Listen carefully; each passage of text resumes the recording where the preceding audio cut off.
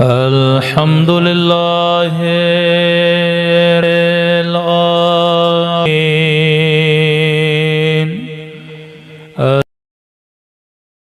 اللہ کما ہوا اہلو قوله طیبین طاہرین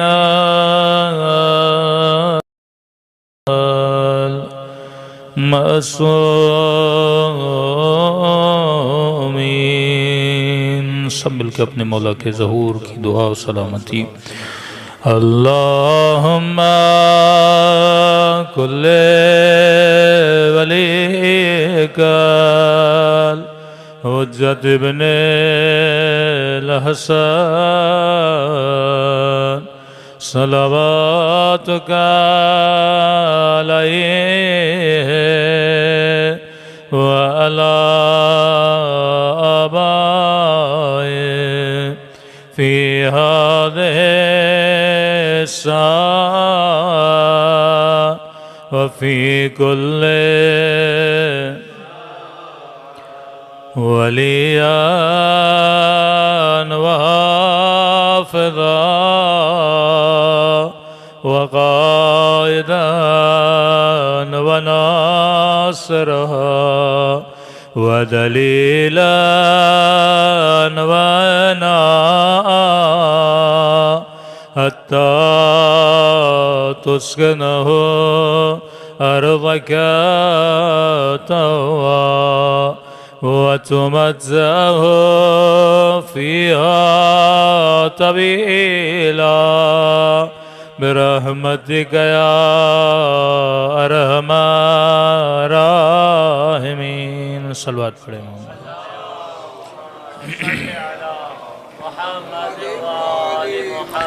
بسم اللہ الرحمن الرحیم۔ رب اشرح لی صدری ویسر لی امری واحلل عقدۃ من لسانی یفقہوا قولی۔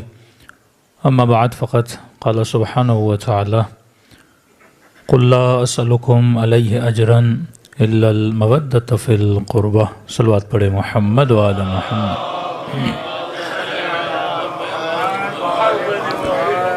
دعا ہے پروردگار عالم ہم سب کی عبادتوں کو اپنی بارگاہ عالی میں قبول فرمائے، اور جس مقصد زندگی اور حیات کو لے کر یہ مجالس رکھی جاتی ہیں، خدا ان مقاصد میں ہم سب کو کامیابی نصیب فرما دے۔ قرآن مجید کی وہ آیت جو تقریباً ہر اہل بیت کے چاہنے والے کو یاد ہے، اگر یاد نہ بھی ہو تو ترجمہ تقریباً ہر کسی کو پتہ ہے۔ کائنات میں ایک محبت کا تقاضا ہوا ہے اور ایک محبت کو واجب قرار دیا گیا ہے۔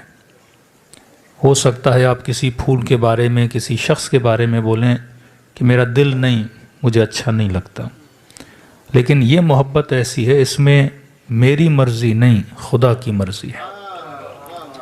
تجھے اچھا لگے نہ لگے، لیکن خدا کو اچھا لگتا ہے کہ آل رسول سے بندہ محبت کرے، آل رسول کا عشق اپنے دل میں پالے۔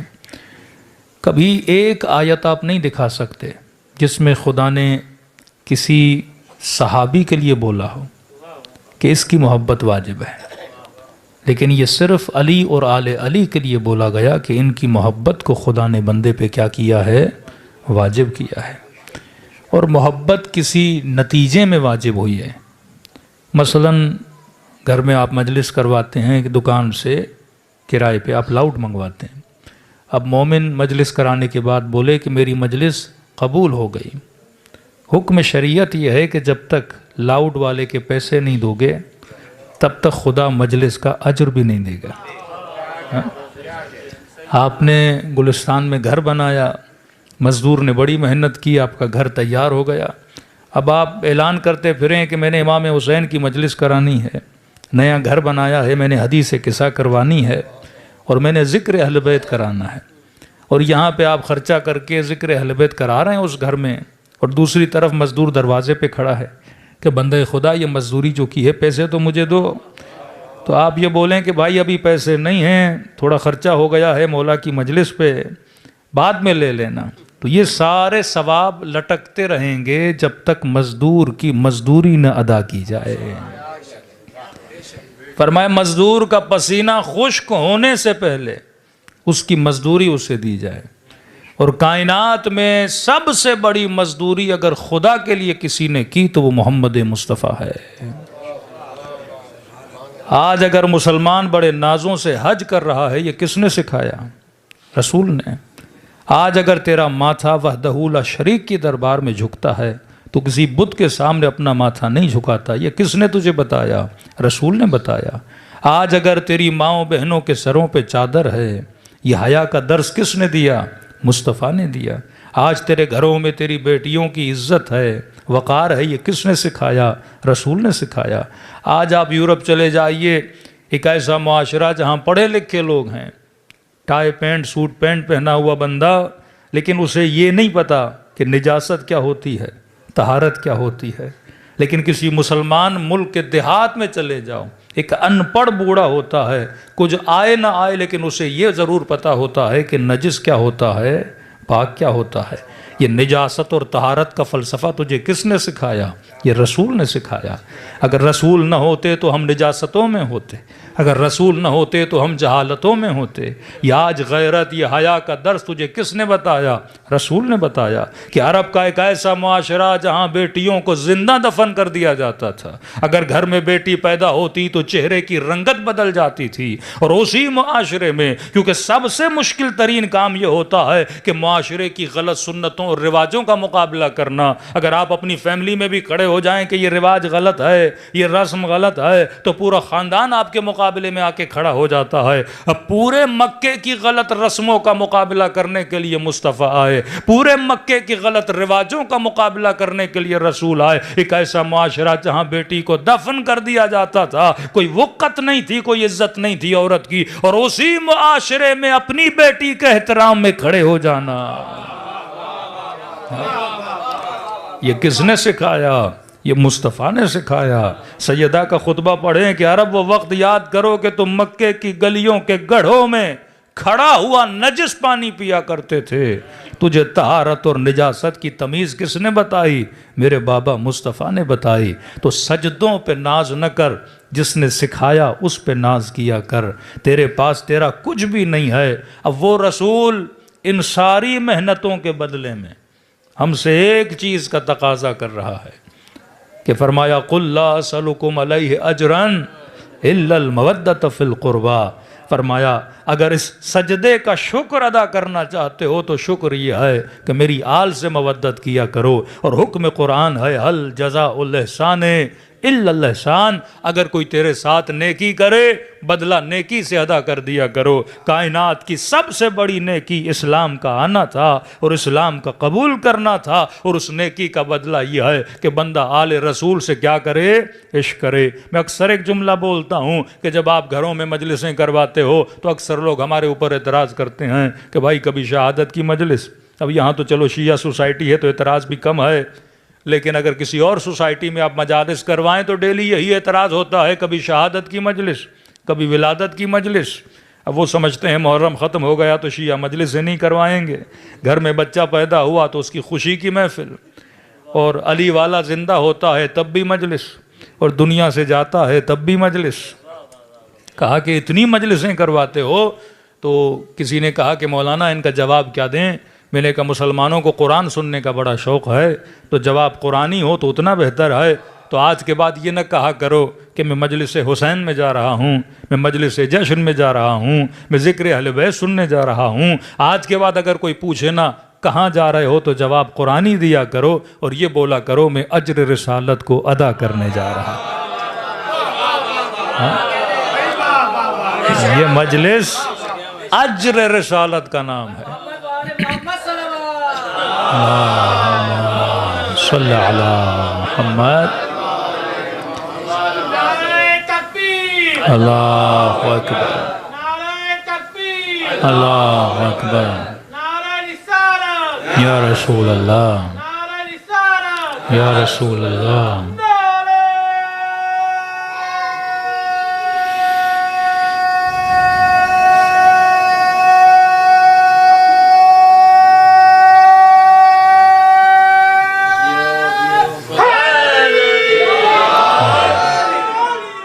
صلوات پڑھے محمد و آل محمد۔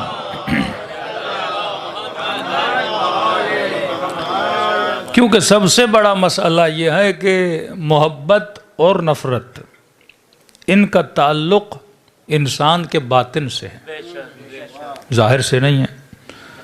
اب آنکھیں کتنی ہیں بندہ دیکھ کے بتا سکتا ہے، کان کتنے ہیں بندہ دیکھ کے بتا سکتا ہے، سر پہ بال ہیں کہ نہیں بندہ دیکھ کے بتا سکتا ہے، چہرے پہ داڑھی ہے کہ نہیں بندہ دیکھ کے بتا سکتا ہے۔ پتہ کیسے چلے کہ دل میں محبت ہے کہ نہیں؟ محبت ایک احساس باطنی ہے، بغض بھی ایک احساس باطنی ہے۔ آج سارے مسلمان کہتے ہیں ہمیں آل رسول سے محبت ہے، ہمیں کیسے پتہ چلے؟ یعنی جو یزید کا نعرہ مارتے ہیں وہ بھی بولتے ہیں کہ ہم بھی آل رسول سے محبت کرتے ہیں، صرف ٹھیکہ شیعوں کا تھوڑی ہے۔ یہ کیوں بولا جاتا ہے کہ شیعہ صرف آل رسول سے محبت کرتے ہیں؟ کہ ہم بھی کرتے ہیں۔ اب پتہ کیسے لگے؟ زبان سے دعویٰ کرنا دنیا کا آسان ترین کام ہے۔ میں ہمیشہ کہتا ہوں نعرہ لگانا آسان ہے کہ کہاں یا علی کہنا اور کہاں علی کے ساتھ رہنا۔ علی کا نام کہنا بڑا آسان ہے، لیکن امیر المومنین کی طرح رہنا یہ دنیا کا سب سے مشکل ترین کام ہے۔ اگر محبت کا تعلق انسان کے باطن سے نہ ہوتا، خدا کبھی بھی سورہ منافقون کو نازل نہ کرتا کہ حبیب یہ جو محبت کے دعوے کر رہے ہیں زبان پر کچھ ہے دلوں میں کچھ ہے۔ اور تبھی کہا کہ مومن اور منافق کی نشانی یہ ہے کہ علی کا نام لیا کرو، چہرہ کھل جائے تو بندہ مومن ہے، چہرہ بگڑ جائے تو سمجھنا منافق ہے۔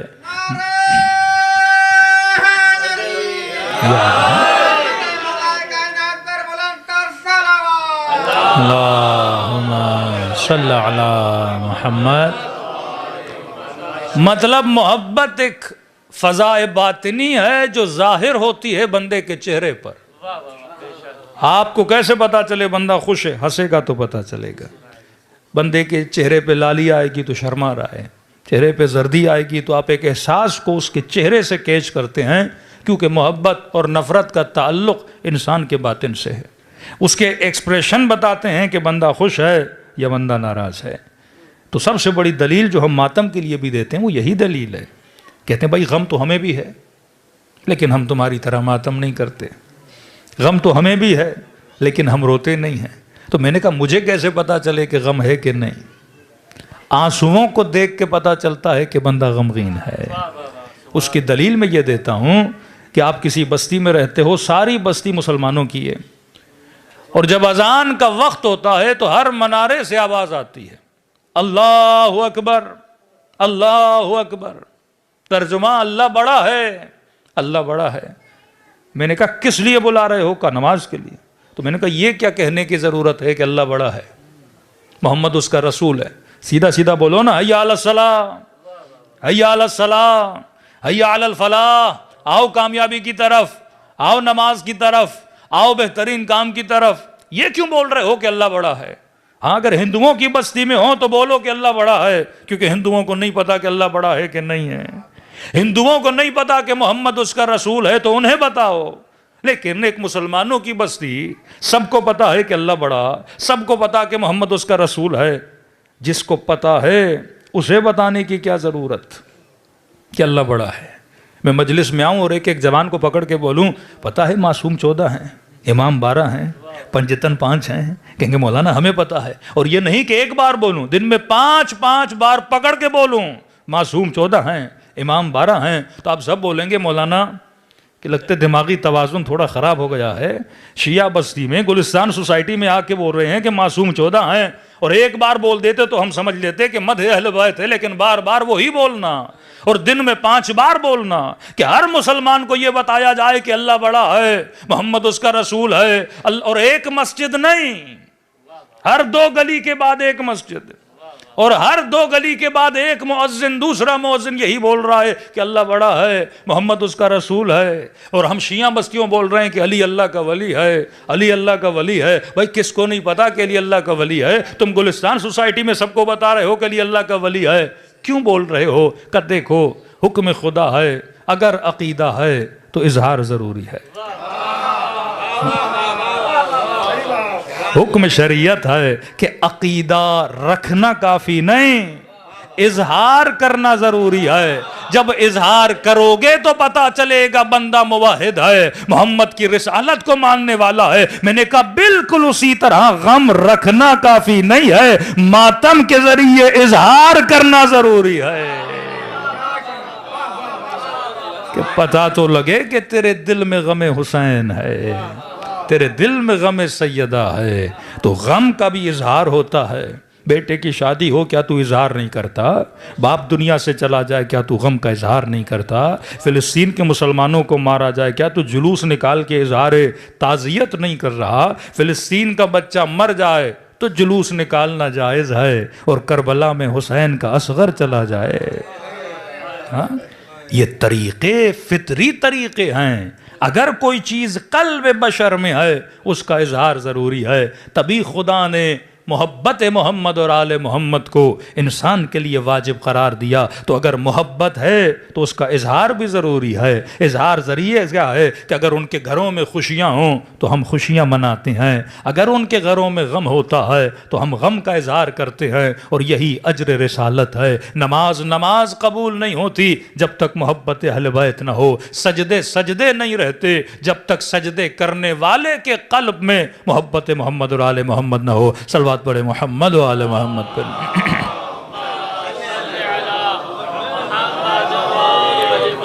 میں کئی مجالس میں عرض کر چکا ہوں کہ راز بشر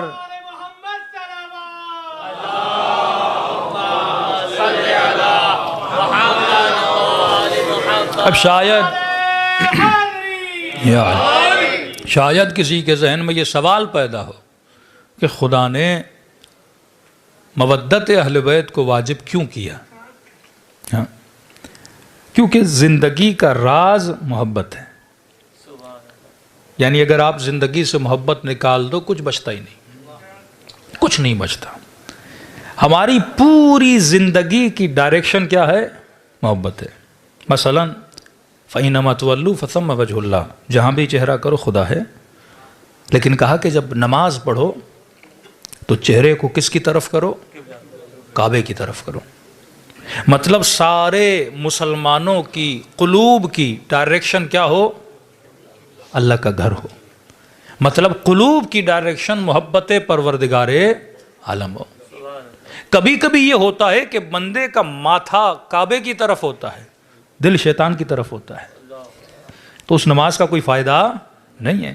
اصل ہے قلب میں اگر محبت ہو۔ یہ ڈائریکشن تو ایک ظاہری اشارہ ہے کہ اے مسلمان، چاہے شیعہ ہے چاہے سنی ہے، دنیا کے کسی بھی کونے میں ہو، اتحاد پیدا کرو محبت کے اعتبار سے، کہ تمہارے قلوب کی ڈائریکشن پروردگار عالم کا گھر ہونا چاہیے۔ آج فلسطین کے جو آپ معاملہ دیکھ رہے ہیں، 40 سے زیادہ مسلمان ممالک OIC میں بیٹھتے ہیں، میٹنگ کرتے ہیں، لیکن کسی نتیجے پہ نہیں پہنچتے۔ کیوں؟ کیونکہ دل ٹیڑے ہیں۔ اگر دلوں کی ڈائریکشن ایک ہوتی، وہ خدا کا گھر ہوتا، اللہ کی محبت ہوتی، تو فیصلہ بھی ایک آتا۔ لیکن اگر دل ٹیڑھا ہو جائے، قلب اگر ٹیڑھا ہو جائے، تو بندہ بہادری والے فیصلے کر نہیں سکتا۔ اور اگر دل میں مودت اہل بیت نہ ہو تو وہ دل تو بالکل فیصلہ نہیں کر سکتا۔ اور اس معاملے میں ان سارے ممالک کو جمع کرنے کے بعد اگر کسی ملک نے فلسطین کی حمایت میں اور پریکٹیکل حمایت میں فیصلہ دیا، وہ حیدر کرار کے ماننے والے تھے۔ کیوں؟ کیونکہ علی والوں کے دل ٹیڑھے نہیں ہوتے، سیدھے ہوتے ہیں۔ دل کا قبلہ اگر سیدھا ہو تو آپ کے فیصلے بھی کیا ہوتے ہیں؟ سیدھے ہوتے ہیں۔ ایک اور دلیل دوں تاکہ آپ کو محبت کا فلسفہ سمجھ میں آ جائے۔ ہم زندگی میں جو بھی کرتے ہیں محبت کی وجہ سے۔ اصل ہمارا موٹیو کون ہے؟ محبت ہے۔ کوئی بندہ پاکستان میں، کوئی بندہ پاکستان کے باہر ہے، کوئی بندہ گھر بنانا چاہتا ہے، کسی کو شوق ہے میں گاڑیاں خریدوں۔ یہ جو شوق ہوتا ہے نا، اس کا بیس بھی محبت ہوتی ہے۔ مطلب اگر آپ کے دل میں محبت نہیں تو آپ کے وجود میں حرکت نہیں۔ محبت ہوگی تو حرکت کریں گے۔ ایک طرف مزاحن میں مثال دیتا ہوں، ایک 7 سال کے بچے سے پوچھو آئس کریم چاہیے یا شادی کرنی ہے، تو کیا بولے گا؟ Ice cream. اور 22 سال کے جوان سے پوچھو آئس کریم چاہیے یا بیوی چاہیے؟ اب یہ انوکھا جوان ہے تو وہ شادی کے بعد ہی آئس کریم ملے گی نا۔ لیکن اگر آپشن رکھا جائے نا کہ یا یہ ملے گا یہ ملے گا، تو جوان بولے گا شادی کرنی ہے، بچہ بولے گا آئس کریم۔ بچہ جوان کو پاگل سمجھے گا کہ یہ آئس کریم کو چھوڑ کے شادی کے پیچھے جا رہا ہے، اور جوان بچے کو پاگل سمجھ رہا ہے کہ اسے کیا پتا آئس کریم کی کیا ویلیو اور بیوی کی کیا ویلیو ہے۔ ہاں، کیونکہ دونوں کے دلوں کی محبت ہے تو یہ بندہ آئس کریم کے پیچھے جا رہا ہے، محبت ہے تو کھلونوں کے پیچھے جا رہا ہے۔ جوان ہوتا ہے تو شادی کے پیچھے، شادی کے بعد مال کے پیچھے، اس کے بعد پھر بچوں کی محبت میں گرفتار ہوتا ہے، پھر بچوں کے لیے جمع کرنا شروع کر دیتا ہے۔ اصل یہ محبت ہے جو کسی کو مصلے تک لے جاتی ہے، کسی کو میخانے تک لے جاتی ہے۔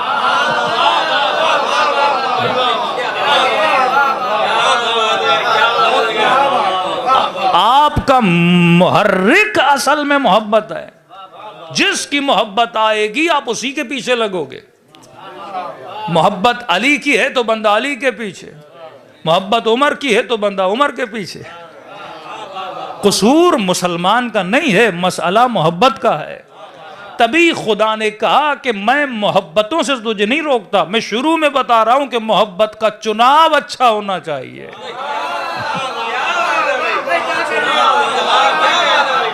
اگر تیری سلیکشن غلط ہے تو تیرا پورا عمل غلط ہے، اگر تیری سلیکشن اچھی ہے تو تیرا عمل بھی اچھا ہے۔ دیکھیے بھائی، جمہوریت میں آج کل تو یہ مثالیں بھی بہت ذہن میں آ جاتی ہیں۔ 1.5 سال سے جو پاکستان کا مسئلہ چل رہا ہے، تو آج تک یہی بحث ہے کہ سلیکشن ہوگی یا الیکشن ہوگا۔ تو سارا ڈیپینڈ ہے، سلیکشن غلط تو ملک کا ستیہ ناش، سلیکشن صحیح تو ملک بھی اچھا۔ تو ایک پاکستان میں اگر سلیکشن اچھی نہ ہو تو ملک کا نظام بگڑ جاتا ہے، اور اسلام میں اگر سلیکشن اچھی نہ ہو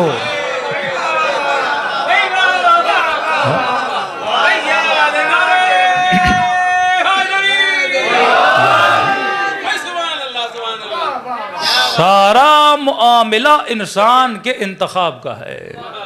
تو خدا شروع سے بتا رہا ہے۔ دوسری ایک دلیل آپ کو دوں، کیونکہ محبت راز بشر ہے، تبھی خدا کہتا ہے وَلَنَبْلُوَنَّكُمْ بِشَيْءٍ مِّنَ الْخَوْفِ وَالْجُوعِ۔ اللہ امتحان بھی محبتوں کا لیتا ہے۔ بندہ روتا محبت کی وجہ سے، گڑ گڑاتا محبت کی وجہ سے۔ خدا نخواستہ جوان کو کسی غلط شخص سے محبت ہو گئی، میں نے زندگیاں تباہ ہوتے ہوئے دیکھی ہیں، پہلے پتہ نہیں لگتا، شکار ہو گیا محبت کا، زندگی تباہ ہو جاتی ہے۔ کوئی مال کی محبت کی وجہ سے، کوئی شہرت کی محبت کی وجہ سے، کوئی مقام کی محبت کی وجہ سے۔ ہاں، یہ محبتیں ہیں جو بندے کو تباہ کرتی ہیں، لیکن خدا نے رأس المحبہ اگر کسی چیز کو رکھا، وہ مودت اہل بیت کو رکھا۔ یہ وہ محبت ہے جو بندے کو بگڑنے نہیں دیتی۔ دوسرا سوال آپ سے کروں، مومنین اکثر کربلا جاتے ہیں، 40 میں ہمیں بہت سننے میں آتا ہے، کہتے ہیں کہ کربلا مومن کی جنت ہے، کربلا مومن کی جنت ہے۔ اب میں لفظوں کو دہرانے کا عادی نہیں ہوں، میں ہر بات پہ سوال کرنے کا عادی ہوں، تو آپ سے سوال یہ ہے کہ مومن کی جنت کربلا کیوں ہے؟ اصلاً کربلا ہے کیا یا جنت ہے کیا؟ کہ آپ یہ بولتے ہو کہ کربلا مومن کی جنت ہے۔ جنت کسے بولتے ہیں؟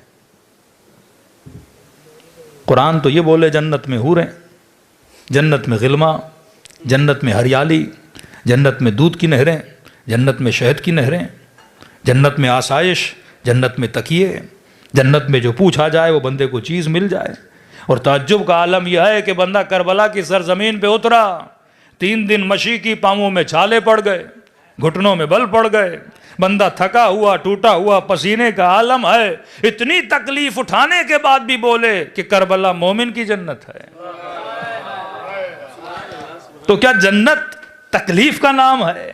جنت پاؤں کے چھالوں کا نام ہے، جنت بدن کی تھکاوٹ کا نام ہے۔ ارے کربلا میں تو کوئی نہریں نہیں، کربلا میں تو کوئی غلما نہیں، کربلا میں تو شہد کی نہریں نہیں، پھر کیوں بولتے ہو کہ کربلا مومن کی جنت ہے؟ تو ایک مومن نے سوچ کے یہ بولا کہ مولانا ساری تھکاوٹوں کے بعد جب بین الحرمین سے گزرنا ہوا اور نگاہ حسین کے روزے پہ پڑی تو ایسا سکون ملا، اسی سکون کی وجہ سے ہم بولتے ہیں کہ کربلا مومن کی جنت ہے۔ ہاں؟ تو پتہ چلا سارا مزہ ہے سکون میں، اصل مزہ ہے سکون۔ بندہ بیمار ہے، ہاسپٹل میں ایڈمٹ ہے، جب آدمی بیمار ہو تو کسی چیز کے کھانے کا من نہیں ہوتا، اور آپ نے اچھے اچھے کھانے رکھے کا نہیں، دل نہیں کر رہا۔ مطلب کھانا بھی تب اچھا لگتا ہے جب سکون ہو۔ کئی لوگ بڑے بڑے محلوں میں ہوتے ہیں پر بے سکون ہوتے ہیں، کئی لوگوں کے اکاؤنٹس میں کروڑوں پڑے ہوتے ہیں پر سکون نہیں ہوتا، اور کچھ ایسے ہیں ہاتھ میں کچھ بھی نہیں، مصلی عبادت پہ بیٹھتے ہیں پر سکون کے عالم میں ہوتے ہیں۔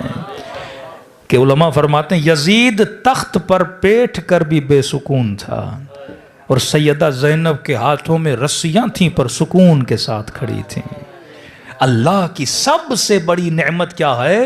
سکون ہے۔ کہ آواز آئی کہ حبیب ہم نے تمہارے دل پہ سکینہ کو نازل کیا، ہم نے تمہارے دل پہ سکون کو نازل کیا۔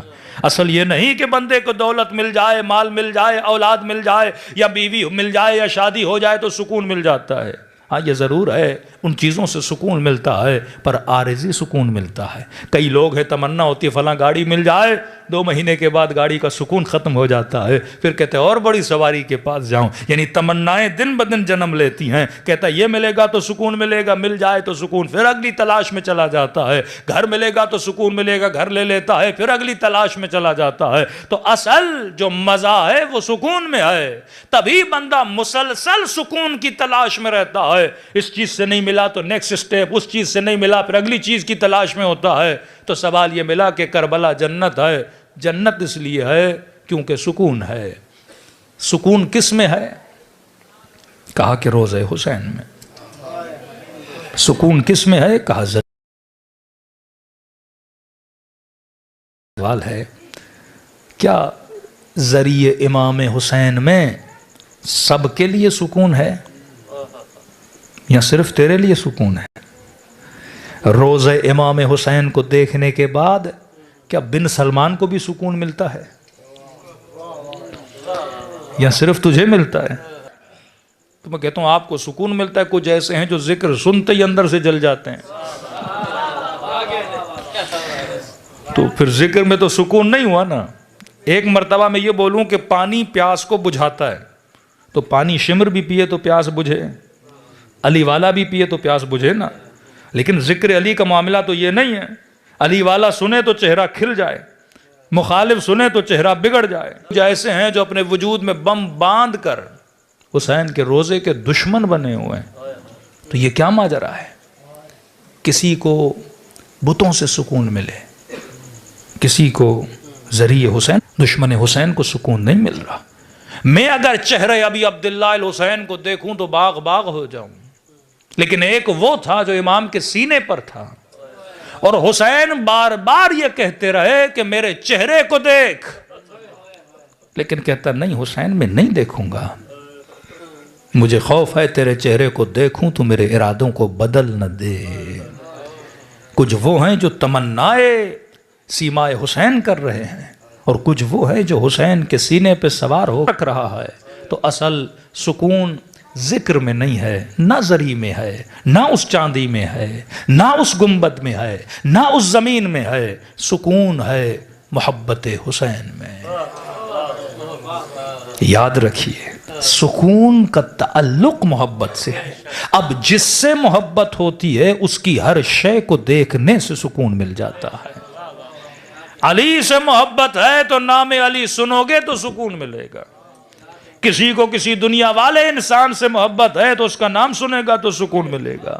لوگوں کے افیلیشن سیاسی پارٹیوں کے ساتھ ہوتی ہے، اپنے لیڈرز کا نام سنتے ہیں تو سکون ملتا ہے۔ تبھی خدا نے شرط رکھی بندے خدا یہ نہیں کہ تجھے سکون صرف عبادت میں مل رہا ہے تو فلاں دشمن کو مثلا خدا نخواستہ شراب میں سکون نہیں ملے گا، نشے میں سکون نہیں ملے گا، بت خانے میں سکون نہیں ملے گا۔ جس سے محبت کرے گا اس کے ساتھ بیٹھے گا تو سکون ملے گا۔ اگر کسی انسان سے محبت کی اس کی رفاقت میں سکون ملے گا، اگر خدا سے محبت کی تو اللہ کی ہم نوائی میں سکون ملے گا۔ تو اللہ نے شرط رکھی، سکون کا تعلق محبت سے ہے، تبھی شرط رکھ دی کہ بندے خدا جب محبت کرو تو یہ سوچا کرو کہ یہ نجس محبت ہے یا پاک محبت ہے۔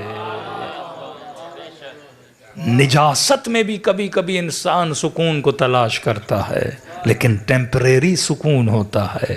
ابدی سکون اگر چاہیے جو قبر کے دہانے تک تیرے ساتھ ہو، وہ عشق خدا کی محبت ہے، وہ عشق محمد اور آل محمد کی محبت ہے۔ یہ وہ محبت ہے جو کبھی پرانی نہیں ہوتی۔ ایران کے ایک ذاکر ہیں حمید علیمی، بہت اچھا ذاکر ہے۔ اس کا ایک فارسی شعر ہے، میں نے بڑے شاعروں کو بولا اس کا اگر ترجمہ اردو میں ہو تو بہت ہی۔ ایرانیوں کی ایک عادت ہے جب وہ اہل بیت سے ہم کلام ہوتے ہیں تو بڑے خودمونی ہوتے ہیں، مطلب بڑا فرینکلی بات کرتے ہیں۔ پاکستان میں پھر ایک ادب کا رشتہ بہت زیادہ ہے تو ہم اتنے فرینک نہیں ہوتے صلاۃ والسلام سے، تو وہ امام حسین کو مخاطب کرتا ہے۔ اب حمید علیمی وہ ہے جو 13 سال سے نوحہ خوانی کر رہا ہے، اب اس وقت ایج کے اس حصے میں ہے کہ داڑھی اس کی سفید ہو چکی ہے، بال جھڑ چکے ہیں، تو امام حسین کو کہتا ہے حواست ہست، یعنی مولا حسین کیا آپ کی توجہ ہے میری طرف؟ امام کو کہتا ہے کہ مولا حواست ہست، کہ آپ کی توجہ ہے اپنے اس ادنا سے ذاکر کی طرف؟ بوڑھا ہو گیا ہے لیکن جب میں تجھے دیکھتا ہوں مولا تو وہی حسین ہے جو بچپنے میں تھا، یعنی جو حسین میں بچپن سے سنتا آ رہا ہوں آج بھی حسین تو وہی ہے جو بچپن سے ہماری ماؤں نے ہمیں عطا کی۔ اور قبر کے دہانے کہا آل رسول سے، یہاں پہ آ کے ہمارے درمیان کرو، مال سے کرو، بدن سے کرو، وطن سے کرو، اپنی زبان سے کرو، اپنے کلچر سے کرو، لیکن فرمایا جہاں کائنات کی محبتیں ختم ہوتی ہیں وہاں سے مودت کی ابتدا۔ کوئی نامحرم دیکھ نہیں رہا۔ وہ سیدہ زینب جس کی اماں زہرا یہ وصیت کریں کہ علی مجھے رات میں دفن کرنا، کبھی بھی کیوں سیدہ پریشان کیوں ہے؟ کہ عرب جنازوں کو چارپائیوں پہ اٹھاتے ہیں، بدن نظر آتا ہے، میں نہیں چاہتی کسی نامحرم کی نگاہ میرے بدن کے اندام پہ بھی پڑے۔ فضا نے کبھی بھی ہمارے یہاں تابوت بنایا جاتا ہے، وصیت کی کہ رات کے اندھیرے میں بھی میرے جنازے کو تابوت کے اندر رکھا جائے۔ ایسی سیدہ زہرا کی تربیت یافتہ بیٹی سیدہ زینب ہیں، اور وہ اپنی خدا میں قربان کر دیں، ننھی سی سکینہ کو قربان کر دیں امام حسین۔ یہ امتحان ہے۔ آج جب فیصلے آتے ہیں نا، یہ امتحان مودت ہر ملک کے لیے ہے، اور خدا نے سرخرو کیا ہے بعض شیعہ قوموں کو کہ آپ دیکھیں کتنے سینکشن ہیں ایران پہ۔ 40 سال ہوا انقلاب آئے ہوئے، ہمیں آزاد ہوئے 70 سال ہوئے۔ یہ سینکشن اگر کسی ملک پہ لگتے وہ ملک تباہ و برباد ہو جاتا۔ کس لیے انہوں نے سینکشن اپنے گلے لیے؟ دوائیوں کی پابندی، ہر چیز کی پابندی، لیکن اس کے باوجود بھی آفرز دی گئیں کہ آپ اسرائیل کو ایکسیپٹ کرو، آپ کو اس پورے خطے کا بادشاہ بنا دیں گے جیسے پہلے ایران ہوا کرتا تھا۔ انہوں نے کہا نہیں، ذلتوں کا راستہ نہیں اپنانا، عزتوں کا راستہ اپنانا ہے۔ کس کو مال اچھی نہیں لگتی، لیکن یہ کمپرومائز کرنا کہ کونوا للظالم خصما وللمظلوم عونا، اور وہ ممالک جن کے پاس سب کچھ ہے، پیٹرول ہے، سب کچھ ہے، لیکن آج وہ سیکریفائی نہیں کر پا رہے، یا مال دنیا کے لیے قربانی دینی ہے۔ یہ وہ درس ہے جو فرش عزا سے آپ کو ملتا ہے کہ مومن ہم محبت سے خدا منع نہیں کرتا، اولاد سے محبت کر، مال سے، جس سے محبت کرنی ہے محبت کر، لیکن یہ محبت راہ ولایت میں۔ حجر بن عدی صحابی امیر المؤمنین ہے، اصحاب بہت تھے، کیا جناب زبیر کو محبت نہیں؟ لیکن کا پرواہ نہیں، کا زندہ جلا دیں گے، کا پرواہ نہیں، کا وجود کا قطع کر دیں گے تلوار سے، زندہ کا پرواہ نہیں، کا حجر تیرے تعجب سے کہنے لگے تو کیسا باپ ہے؟ مرنا نصیب نہ کرنا، مجھے جواں کی لاش نہ دکھانا، پہلے میں علی کو چھوڑ دیں، پہلے انہیں جنت میں بھیجوں گا، پھر علی کی قدم بوسی کے لیے جاؤں گا۔ یہ وہ تاریخ کی مودتیں ہیں۔ آج یہی چکر، ایک دن ملے واپسی کا، کون سا عمل انجام دو گے؟ کہ بیٹا معصوم کی زیارت کو جاؤں گا، امام رضا کے روزے پہ جاؤں گا۔ مشہد کے مقیم تھے۔ کہ وہ کیوں؟ کہ اگر زندگی میں 30 بار امام کی زیارت کے لیے گیا بالفرض، ہر کے بدلے میں 3 مرتبہ امام مجھ سے ملنے کے لیے آئے۔ اب دل تڑپ رہا ہے کاش زیادہ زیارتیں کرتا اور عالم برزخ میں زیادہ بات بندہ پچھتاتا ہے۔ میں نے کئی بار مجلسوں میں ربط مصیبت کے لیے بات عرض کی ہے۔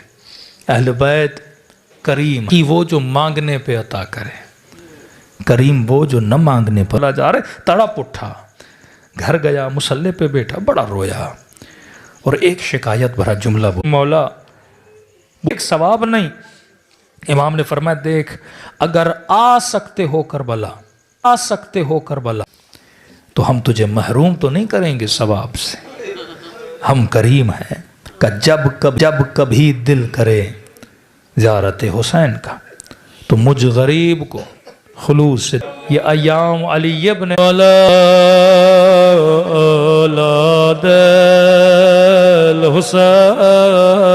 الحسین وعلى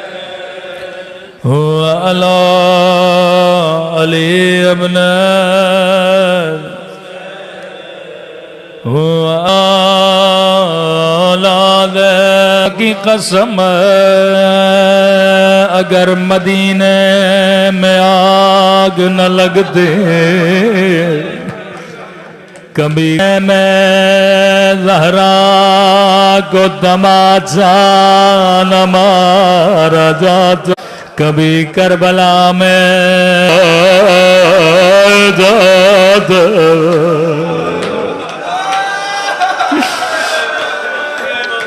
تبھی امام زمانے سے رخسار پہ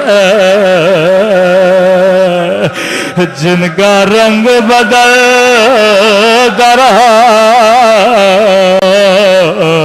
جون رنگ کا لگیا،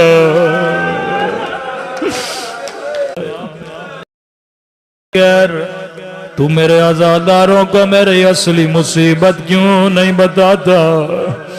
رو کے کہنے لگا مولا میں آپ کے سارے مصائب پڑھتا ہوں لیکن میرے اصلی مصیبت نہیں ہے۔ ہاتھوں کو جوڑ کے عرض کیا مولا خود بتائیے اصل مصیبت کیا ہے؟ کہ ایک بند گلی میں ہے، حسین چھوٹا تھا میں بڑا تھا، میرے سامنے میری اماں کو دماچا مارا،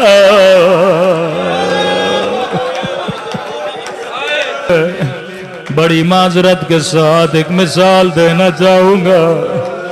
میں نے کسی جوان سے کہا، میں نے کہا جوان اگر کسی بند گلی میں تیرے سامنے تیری ماں کو کوئی تماچا مارے تو کیا کرو گے؟ رو کے کہنے لگا مولانا دعا کرو اللہ موت دے پر یہ منظر کبھی نہ دکھائے۔ میں نے کہا پوری زندگی حسن روتے رہے، جب جب اماں کا چہرہ حسن کو یاد آتا تھا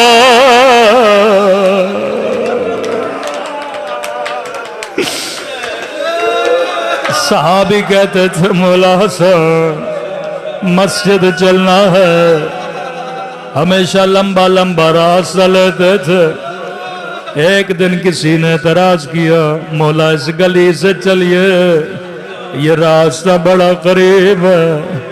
رو کے کہنے لگے بچپن سے لے کے اب تک زندگی گزر گئی، میں کبھی اس گلی سے نہیں گزرا۔ کہنے لگے مولا کیوں نہیں گزرتے؟ رو کے کہنے لگے اس گلی میں اس کا گھر جس نے میری اماں پہ آگ بھرا دروازہ گرایا تھا، جب جب اس کا چہرہ دیکھتا ہو مجھے اماں کی ٹوٹی ہوئی پسلیاں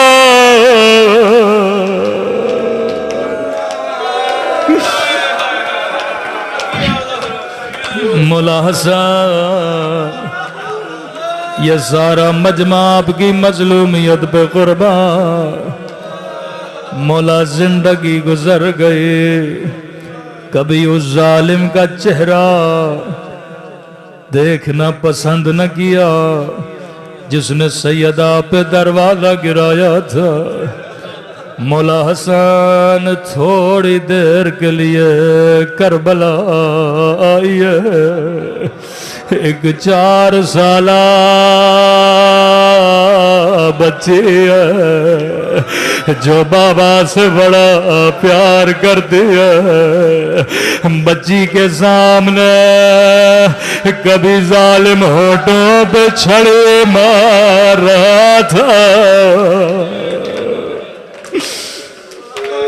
بڑی روایت کے سخت جملے راوی کہتا لٹا ہوا قافلہ لئیں کی دربار میں کھڑا تھا، یزید لئیں تخت پہ بیٹھا، اللہ جانے شمر لئیں نے گانوں میں کیا کہا۔ لئیں نے ایک مرتبہ قیدی بیویوں کو دیکھنا شروع کیا، یزید تو اندھا ہو جاتا، کبھی علی کی بیٹیوں کو نہ دیکھتا۔ اس کی نگاہ ننھی سی سکینہ پہ پڑ گئی، لئیں سکینہ کو دیکھ کے کہتا ہے بچی بتا تیرا نام کیا ہے؟ اب روایت کے جملے بڑے سخت ہیں، راوی کہتا ہے بچی کے ہونٹ ہلے پر آواز نہیں نکلی۔ دوبارہ لئی نے کہا میں تجھ سے پوچھ رہا ہوں بتا تیرا نام کیا ہے؟ راوی کہتا ہے بچی کے ہونٹ ہلے لیکن آواز نہیں نکلی۔ تیسری مرتبہ غصے میں کہا میں تجھ سے پوچھ رہا ہوں مجھے نام کیوں نہیں بتاتے؟ یہاں امام زین العابدین کی آواز آئی، معلوم بچی بتا تو رہی ہے لیکن گردن کی رسی بڑی تنگ ہے، بچی کی آواز کیسے نکلے؟